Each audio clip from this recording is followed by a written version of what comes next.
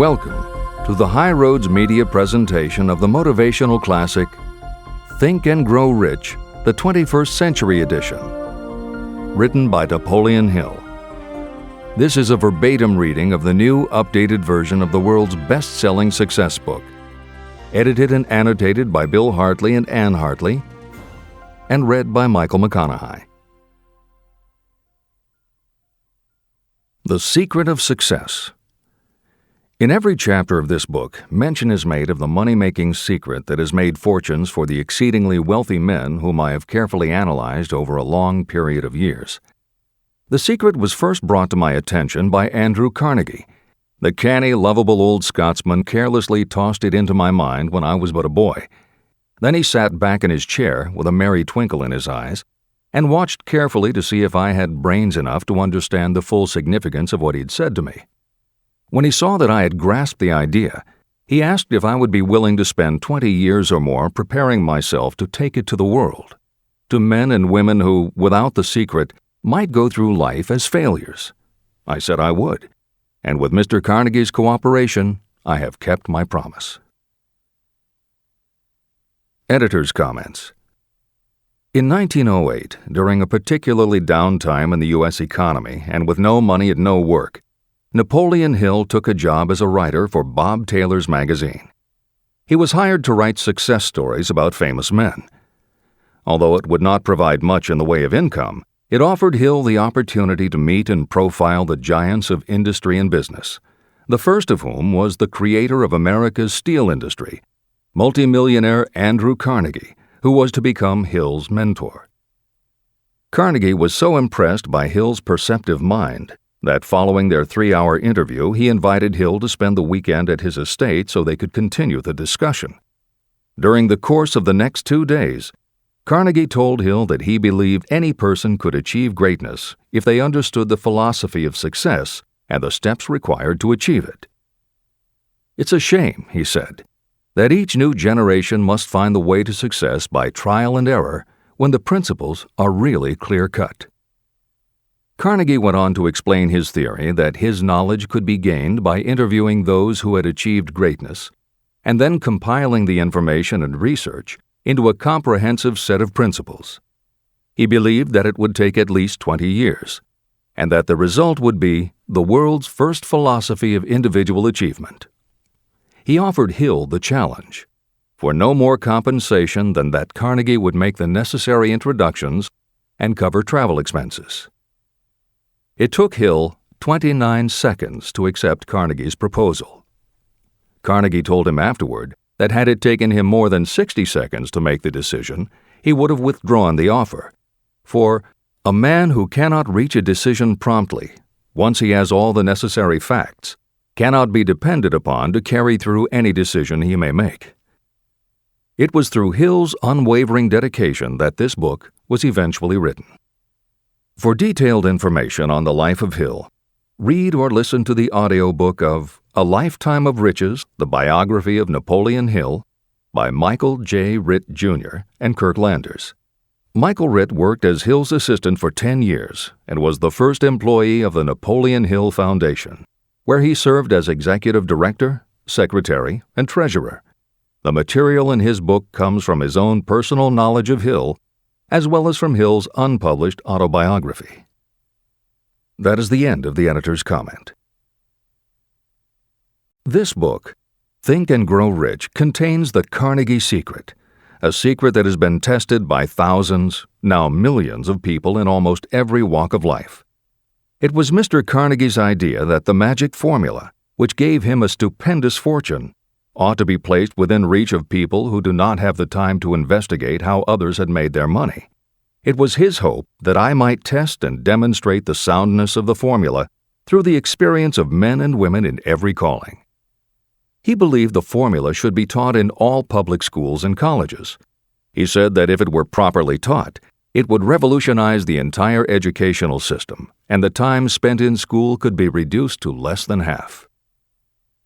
In Chapter 4, On Faith, you will read the astounding story of the organization of the giant United States Steel Corporation. It was conceived and carried out by one of the young men through whom Mr. Carnegie proved that his formula will work for all who are ready for it. This single application of the secret, by Charles M. Schwab, made him a huge fortune in both money and opportunity. Roughly speaking, this particular application of the formula was worth $600 million. These facts give you a fair idea of what reading this book may bring to you, provided you know what it is that you want. Editor's comment. According to one method of calculation, through inflation alone, it would take approximately $20 in 2001 to buy what $1 would have bought in 1901. However, to find the contemporary equivalent value of $600 million is not simply a matter of multiplying by the increase in the cost of living. Although there are other factors and variables in calculating buying power, even by conservative estimates, the $600 million would translate into at least $12 billion at the beginning of the 21st century.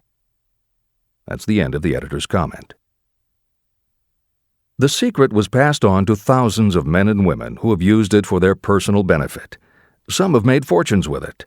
Others have used it successfully in creating harmony in their homes. A clergyman used it so effectively that it brought him an income of upwards of $75,000 a year, approximately $1.5 million in contemporary terms. Arthur Nash, a Cincinnati tailor, used his near-bankrupt business as a guinea pig on which to test the formula. The business came to life and made a fortune for its owners. The experiment was so unique that newspapers and magazines gave it millions of dollars worth of publicity. The secret was passed on to Stuart Austin Weir of Dallas, Texas. He was ready for it, so ready that he gave up his profession and studied law. Did he succeed? You'll read the answer in Chapter 6, Specialized Knowledge. While I was the advertising manager of the LaSalle Extension University, I had the privilege of seeing J.G. Chaplin, president of the university, use the formula so effectively that he made LaSalle one of the great extension schools of this country. The secret is mentioned no fewer than 100 times throughout this book. It has not been directly named, for it seems to work more successfully when it is merely left in sight, where those who are ready and searching for it may pick it up. That is why Andrew Carnegie passed it to me without giving me its specific name. If you are ready to put it to use, you will recognize this secret at least once in every chapter, but you will not find an explanation of how you will know if you are ready. That would deprive you of much of the benefit you will receive when you make the discovery in your own way. If you have ever been discouraged, if you have had difficulties that took the very soul out of you, if you have tried and failed, if you were ever handicapped by illness or physical affliction, the story of my own son's discovery and use of the Carnegie formula may prove to be the oasis in the desert of lost hope for which you have been searching. This secret was extensively used by President Woodrow Wilson during the World War and by President Roosevelt during the Second World War. It was passed on to every soldier in the training received before going to the front. President Wilson told me it was a powerful factor in raising the funds needed for the war. A peculiar thing about this secret is that those who acquire and use it find themselves literally swept on to success. However, as is often pointed out in this book, there is no such thing as something for nothing. The secret cannot be had without paying a price, although the price is far less than its value. Another peculiarity is that the secret cannot be given away, and it cannot be purchased for money. Unless you are intentionally searching for the secret, you cannot have it at any price. That is because the secret comes in two parts, and in order for you to get it, one of those parts must already be in your possession. The secret will work for anyone who is ready for it. Education has nothing to do with it. Long before I was born, the secret had found its way into the possession of Thomas A. Edison, and he used it so intelligently that he became the world's leading inventor, although he had only 3 months of schooling. The secret was passed on to Edwin C. Barnes, a business associate of Mr. Edison's.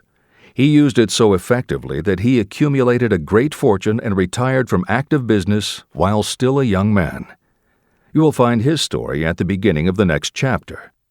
It should convince you that riches are not beyond your reach, and that no matter where you are in life, you can still be what you wish to be.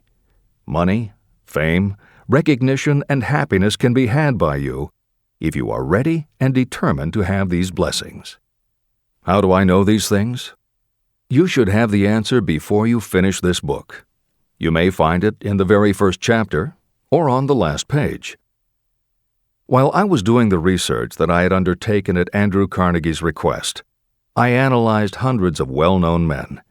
Many of them attributed the accumulation of their vast fortunes to the Carnegie secret. Among these men were Henry Ford. Founder of the Ford Automobile Company, Ford started with no money and little education, yet became one of the most successful self-made businessmen in American history.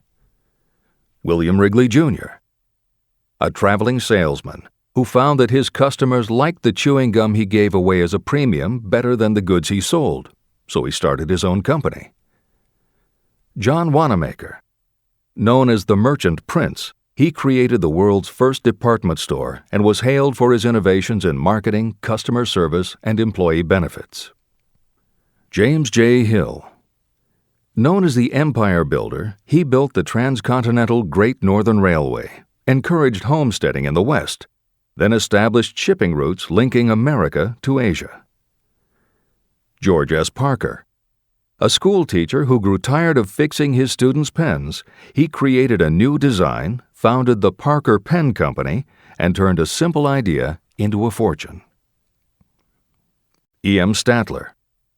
The son of a poor pastor, he started as a bellboy and worked his way up until he was able to start his own chain of Statler hotels, famous for their luxury and service with a smile. Henry L. Doherty. Started at age 12 as an office boy for Columbia Gas, he went on to acquire 53 utilities companies and patented 140 innovations for natural gas and oil production. Cyrus H.K. Curtis. Starting with a small agricultural weekly, Curtis turned it into Ladies' Home Journal, created Saturday Evening Post, then assembled one of the largest newspaper empires. George Eastman. Inventor and founder of the Eastman Kodak Company, he created many of the innovations that popularized photography and transformed the motion picture industry. Charles M. Schwab. The right-hand man of Andrew Carnegie, he was president of Carnegie Steel Company, brokered the deal that formed U.S. Steel, and went on to found Bethlehem Steel. Theodore Roosevelt. 26th President of the United States from 1901 to 1909. John W. Davis. A lawyer and political leader, Davis was Solicitor General under President Woodrow Wilson and later appointed Ambassador to Great Britain. Elbert Hubbard. Philosopher, publisher of the Fra magazine, and founder of the Roy Crofters Artists Colony, Hubbard was also the author of many bestsellers including A Message to Garcia. Wilbur Wright. A bicycle shop owner who, with his brother Orville, became the first Americans to fly heavier-than-air aircraft and pioneered the aviation industry. William Jennings Bryan. Newspaper publisher, presidential nominee, Secretary of State under President William McKinley, but perhaps best known as the lawyer who defended creationism at the Scopes monkey trial. Dr. David Starr Jordan. Educator, scientist, author of over 50 books, he was the nation's youngest university president at Indiana University and became the first president of Stanford University. J. Ogden Armour. Inherited his family's meatpacking business, turned it into a conglomerate with more than 3,000 products, was an owner of the Chicago Cubs, and a director of National City Bank and American International Corporation. Arthur Brisbane. A crusading journalist and syndicated columnist, Brisbane was sought after by every major news organization and was the most read and highest-paid editorial writer of his day. Dr. Frank Gonzalez. A Chicago preacher who delivered such a powerful sermon, Philip D. Armour gave him $1 million to start the Armour Institute of Technology, of which he became president. Daniel Willard. President of the B&O Railroad for more than 30 years, he was honored by having the city of Willard, Ohio, named for him. King Gillette. A traveling salesman and born tinkerer, Gillette was trying to shave on a moving train when he came up with the idea of the safety razor, which became the foundation of a corporate giant. Ralph A. Weeks. President of International Correspondence Schools, Weeks helped finance Napoleon Hill's Intra-Wall Institute, established to educate and rehabilitate prison inmates. Judge Daniel T. Wright. Instructor at Georgetown Law School, where Napoleon Hill was studying when Bob Taylor's magazine gave him the assignment to write a profile of Andrew Carnegie. John D. Rockefeller. With $1,000 in savings plus another $1,000 borrowed from his father, he started a kerosene company which he grew into the giant Standard Oil and one of the world's greatest fortunes. Thomas A. Edison. Inventor and entrepreneur, he perfected the electric light bulb, the phonograph, the motion picture camera, and owned the rights to more than 1,000 patented inventions. Frank A. Vanderlip. A poor boy who became a journalist, social reformer, and self-made millionaire, he was president of the National City Bank, now Citibank, and Assistant Secretary of the Treasury. F. W. Woolworth. A clerk in a general store, he pioneered the idea of fixed-price selling and self-service and forever changed retail selling with a chain of Woolworth 5 and 10 cent stores. Colonel Robert A. Dollar.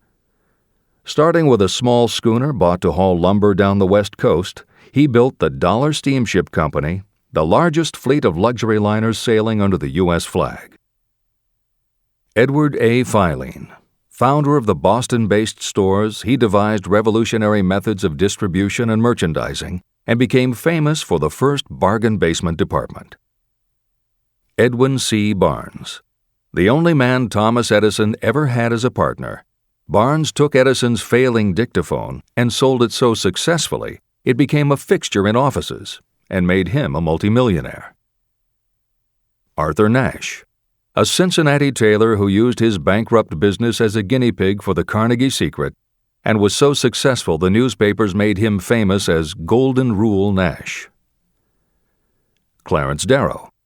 Famed as a lawyer, public speaker, and defender of the underdog, Darrow is best known as the lawyer who defended teaching the theory of evolution at the Scopes monkey trial. Woodrow Wilson. 28th President of the United States of America from 1913 to 1921.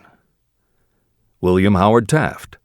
27th President of the United States of America from 1909 to 1913. Luther Burbank. World-renowned horticulturalist who introduced over 800 varieties of new plants in his effort to improve the quality of plants and thereby increase the world's food supply. Edward W. Buck.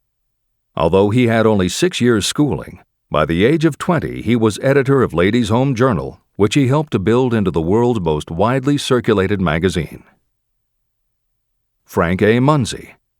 A telegraph operator who quit to launch Argosy magazine, then parlayed his fortune into a newspaper empire that included the Washington Times and the New York Herald. Elbert H. Gary. Chairman of U.S. Steel, at the time the largest corporation in the world, Gary spearheaded the construction of its first major project, the Gary Works Steel Plant, and the city of Gary, Indiana.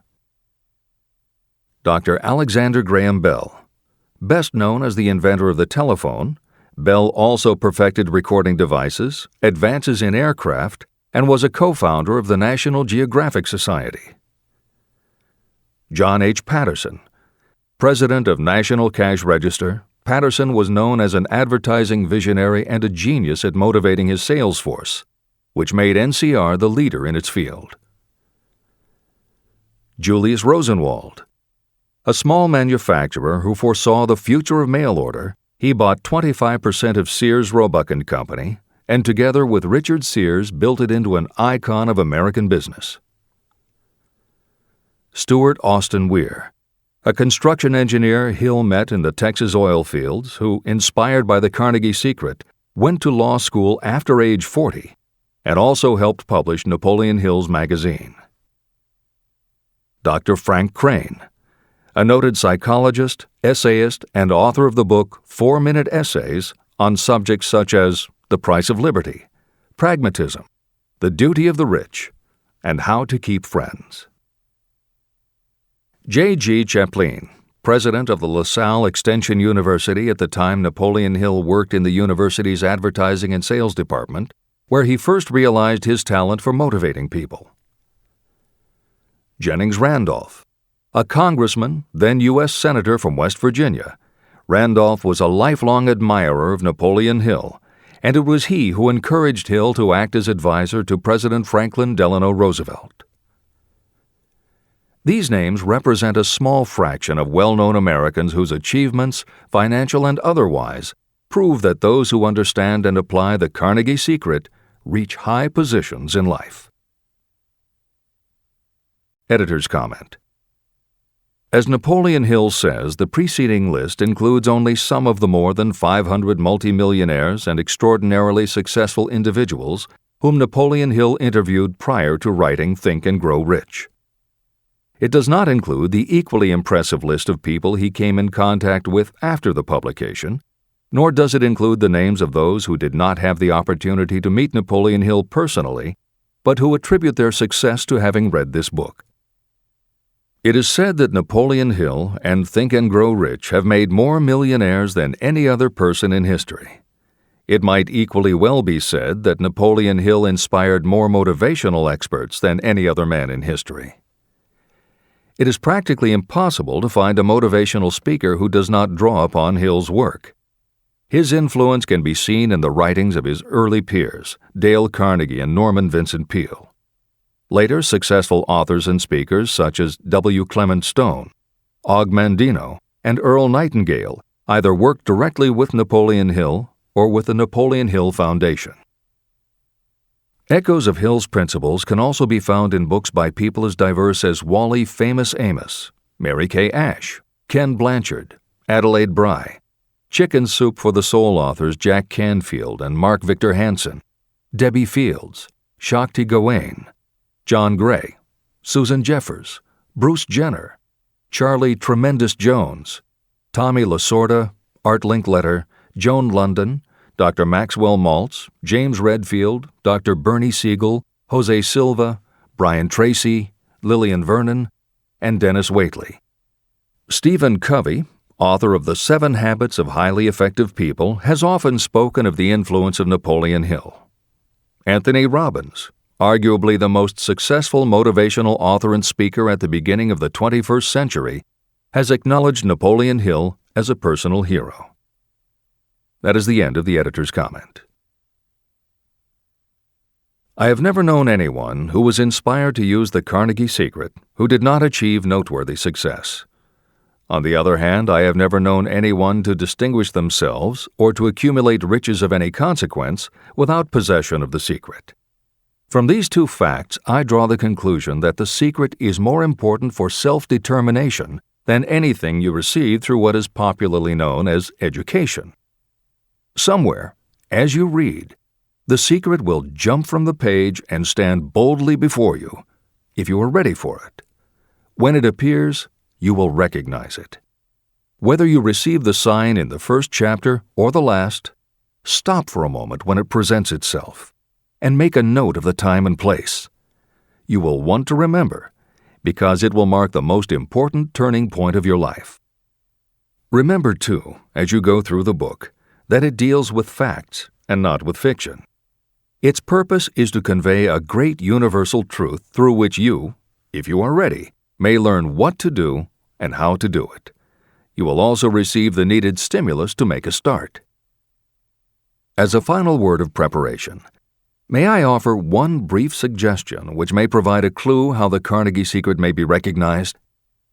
It is this: achievement and all earned riches have their beginning in an idea.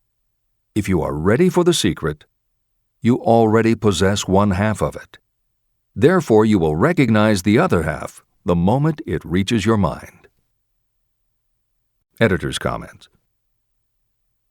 Unlike much of the business and motivational literature available, Think and Grow Rich is not written for readers to skip around from chapter to chapter, taking a concept here and an idea there to solve the problem of the moment. This book is written as a carefully integrated whole, to be read in its entirety, from beginning to end. Concepts that are introduced in one chapter recur in other chapters where their meaning and significance rely upon the reader having already assimilated the earlier knowledge. The chapters are designed to build upon one another in such a way that every word is to be read, every idea is to be considered, and every concept is to be understood and absorbed. Think and Grow Rich is often called the first philosophy of personal achievement, and a philosophy is more than a collection of solutions to business problems. A philosophy is a system of principles that will guide your thoughts and actions, and provide you with a code of ethics and a standard of values. Think and Grow Rich will not just change what you think, it will literally change the way you think. In preparing this new and updated edition, every aspect of Think and Grow Rich has been analyzed to ensure its relevance to the current business climate. In those instances where material might be considered dated or out of step with contemporary practices, the original text has been updated or augmented with relevant new material. A hallmark of the original edition of Think and Grow Rich is that in every chapter Napoleon Hill cites real-life examples based on his own first-hand knowledge of America's most successful self-made multimillionaires. In this edition, every one of Hill's stories has been retained, and the editors have added contemporary examples and modern parallels which clearly demonstrate that Hill's principles are as up-to-date as today and still guiding those who succeed. In addition to contemporary examples, where the editors felt it would be of interest to the reader, we have included marginal notes that provide relevant information about recent developments. Where applicable, we have also suggested books or other materials that complement various aspects of Napoleon Hill's philosophy. On a more technical note, the editors have approached the written text as we would that of a living author. When we encountered what modern grammarians would consider run-on sentences, outdated punctuation, or other matters of form, we opted for contemporary usage. Those readers familiar with earlier editions will note that the chapter numbers have been changed in this edition. Originally, Think and Grow Rich began with an unnumbered chapter, a word from the author. In this edition, that text appears as Chapter 1 and is renamed The Secret of Success. The chapters that follow are renumbered sequentially and proceed in their original order. The chapter that was previously titled The Mystery of Sex Transmutation has been retitled Sexuality, Charisma and Creativity, and the text has been restructured and annotated to reflect the role of women in contemporary society. All editorial commentary is clearly set off in a font and style that is different from the original text. This is the end of the editor's comments. Both poverty and riches are the offspring of thought.